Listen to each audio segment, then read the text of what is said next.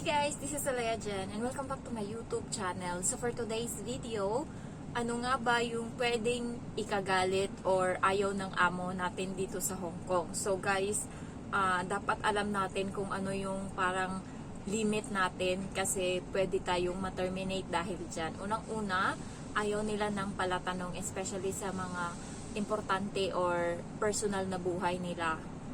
Last ako na nagtanong is ilang taon na siya, tapos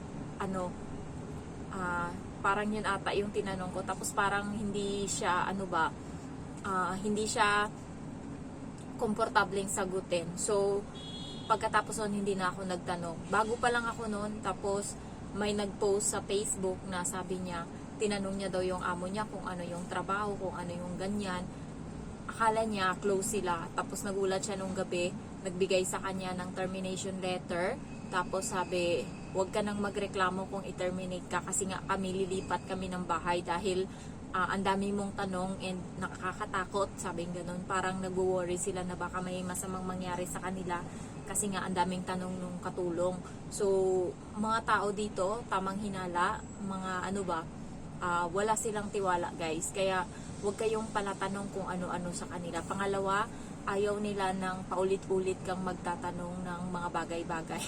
So yan na naman ulit tayo sa tanong. Halimbawa ako, nabigyan na ako ng instruction na ganito yung gagawin sa pagluluto. Tapos parang hindi ko na-gets. Tapos tatanungin ko na ulit-ulitin. Isang beses lang yung amo ko magsalita. Ayaw niya ng paulit-ulit. Napapagod siya and naiinis siya.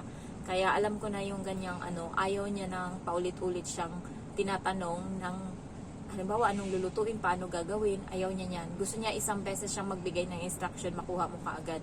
Kasi pag paulit-ulit, nagagano na siya. Alam ko kapag naiinis siya, kasi siya, nangangamot siya ng ulo, ganun. So, minsan, ayaw niya din ng pala desisyon ka. Ayan, ayaw niya na unahan mo. Halimbawa, hindi niya naman inutos sa'yo yung bagay. Kailangan mo munang sabihin na, ma'am, anuhin ko ba to?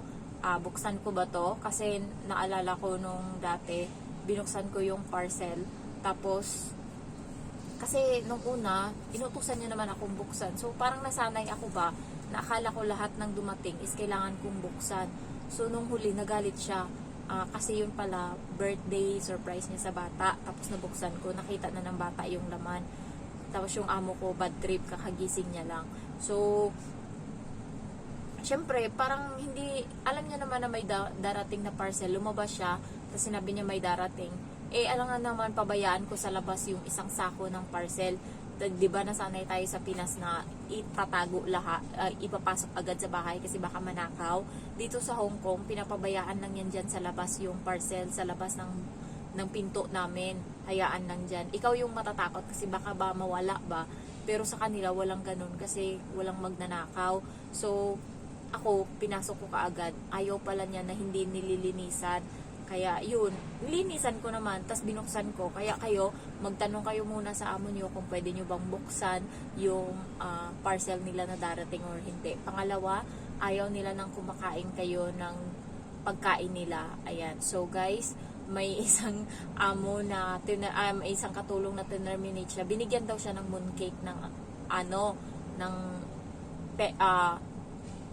parents ng amo nun. So ngayon nilagay niya sa ref. Di kinabukasan kinain niya kasi kanya naman yun. Terminate siya ng amo niya kasi nga daw stealing of something. Yung sa ref daw na pagkain kinuha. Hindi yun sa amo niya, sa kanya yun. So parang natawa na lang yung ibang nag-comment kasi syempre kaya yung mga nila, pagkain nila sa ref, huwag niyong pakialaman, huwag niyong galawin kasi at tanda nila yan yung amo ko, bilang yan ang amo ko, alam niya kung ilan yung ganto, ilan yung ganyan. Kaya huwag mo talagang papakialaman hanggat hindi binibigay. So bumili ka na lang ng sayo kung gusto mo. Ganyan ako, pag gusto ko yung kinakain nila tas hindi ko kayang hindi sila namimigay, bumibili na lang ako ng akin, kinakain ko. Halimbawa, yung passion fruit, gusto ko yun. Kaso hindi namimigay, bibili na lang ako ng akin. O kaya yung pomegranate, gusto ko din yon, kaya kong kumain ng isang peraso nun. Tapos gusto ko, kaso hindi nga sila namimigay. So bumili ako ng akin, tapos kinain ko kapag day off, kinakain ko. So yun yung ginagawa. Huwag niyong pakialaman yung pagkain sa ref kasi nga hindi atin yun. Hanggat hindi nila sinasabing pwede kang kumain, ayan, wag nyong kunin. Next is, wag kang magdesisyon about sa bata. Halimbawa, yung bata is ganto, ganyan. So, wag kang magdesisyon. Kailangan mong itanong lahat sa amo mo kasi yung bata yung pinaka-priority nila dito. Kaya kung anong desisyon, kailangan manggagaling sa kanila. Kaya hindi ko pinapangunahan yung desisyon para sa bata kasi nga, kahit minsan alam ko na, kasi nga, kailangan talaga, kahit pagpalit ng damit ng bata, kailangan may desisyon niya. So, minsan, kapag yung bata makulit, sabi ko, pumili ka ng damit mo, tas parang ayaw niya, so ako yung pumipili. Pagkatapos niyan, palitan ko, sabihin ko, punta ka doon kay mami mo, tanungin mo kung okay yung damit mo, kailangan palitan, ganyan. So, yun yung ginagawa ko para hindi maiwasan yung na bida-bida ba, ganun. So, next is, syempre, ayaw nila ng makati yung kamay. Kailangan kung ano yung mga gamit nila dyan, wag mong pakialaman, wag mong anuhin. Dito sa bahay may mga pera-pera na kung saan-saan nakalagay. So, kung saan yan nakalagay, doon ko pa din yan nilalagay. Hindi ko hindi ko nililigpit na nilalagay sa yung lahat ng perang nakita ko, ilalagay ko sa isang lugar. Hindi. Kung saan siya nandoon, doon ko lang siya ilalagay. Bahala ka dyan. Kung ilang taon ka dyan, may isang pera nga, yung 50, 2 taon na bago nila nakuha. Kasi nga, kung saan nila nilagay, pinain, dun ko pa din hanggang sa nakalimutan na nila, hanggang sa naghalongkat siya, nakita niya. Yun, sinabi niya sa amo kong lalaki na kinuha niya na yung 50 na nilagay niya doon. So, yun. Next, ayaw pa ng amo ko is yung bahay na, alam mo yun, kailangan malinis ka sa bahay. Hindi pwede na barabarahin mo kasi minsan may mga ipis. Yun yung ayaw nila. Pag may nakita silang isang ipis, papahalongkat yan sa yung buong bahay. Yun yung pinaka-priority na dapat mo yung bahay, maintain mo pa rin yung malinis kahit matagal ka na para hindi mo maiwasan mo yung tumagal ka na kaya nagiging tamad ka na, yung ganong issue. So sa akin, naman ang amo ko na, ayan, mini-maintain ko pa din. Pero guys, nakakakita ko ng ipis. Hindi ko yan tinitigilan hanggat hindi ko napapatay unless makita nila yan. Pahalongkatin sa akin yung buong bahay, palinisin sa akin. Kaya kailangan, pag ako yung nakakita, patayin ko na, tapos itapon ko na para hindi na nila makita. Huwag ko nang sabihin. Kasi papalinis sa akin yan. 2 beses na, isa sa CR, tapos isa sa kusina. Hindi ko alam kung paano napunta yun. Ang linis-linis ko sa bahay, tapos may ipis pa din na nakapasok. Next, ano pa ba ang ayaw ng amo ko? Sumimangot. Ayaw niya ng sumimangot. Kaya kailangan smile ka lang always. And kailangan, sa akin naman, always ako nag-good morning para kahit papano walang yung parang magaan lang yung sa bahay. And always ka mag-thank you pag may binibigay. So, maging grateful ka. Next,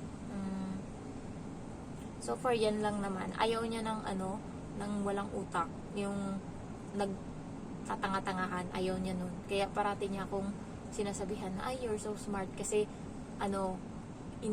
yung utak ko ba, kailangan active ka. Habang nagagawa ko ng isang bagay, iniisip ko na yung mga ibang bagay para alam ko, nauunahan ko na. Ayan. So, yun yung ko, tingnan mo yung katulong ng mama nila, nagrereklamo kasi naging katulong na din siya ng anak. Buti na lang, nagpasalamat nga siya kasi dito sa bahay, hindi siya pumupunta dito, hindi siya naging katulong dito. Pero siya sa ibang kapatid nitong amo ko, nagiging katulong siya, tagahatid siya ng anak noon, ganyan. Buti sa akin dito, hindi siya naging ganyan. Yun, naman, basta wag niyo lang pakialaman yung mga niya. Minsan, pinapakita ko sa kanya na galit ako. Halimbawa, hindi naman galit, pero inaano ko na wala siyang karapatan. Halimbawa, sasabihin ko sa kanya kung ano yung kulang sa bahay, tapos magre-reklamo siya, you're so many. Tapos hindi ako nagre-reply. Hindi ko anong anuhin ko dyan, inumin ko yung mga panglinis dyan, talagang wala na. So, hindi na nga siya bumibili, reklamo pa siya, tagal niya nga bumili.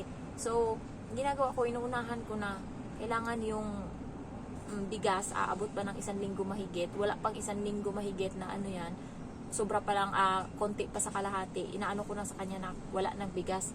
pero nakikita niya may bigas pa, para alam niya ba, para walang sisihan pag nawala na or naubos yung bigas dyan na hindi ka bumili kasi sinabi ko na yan sa'yo. So, kaya hindi siya nagre-reklamo kasi inuunahan ko na siya.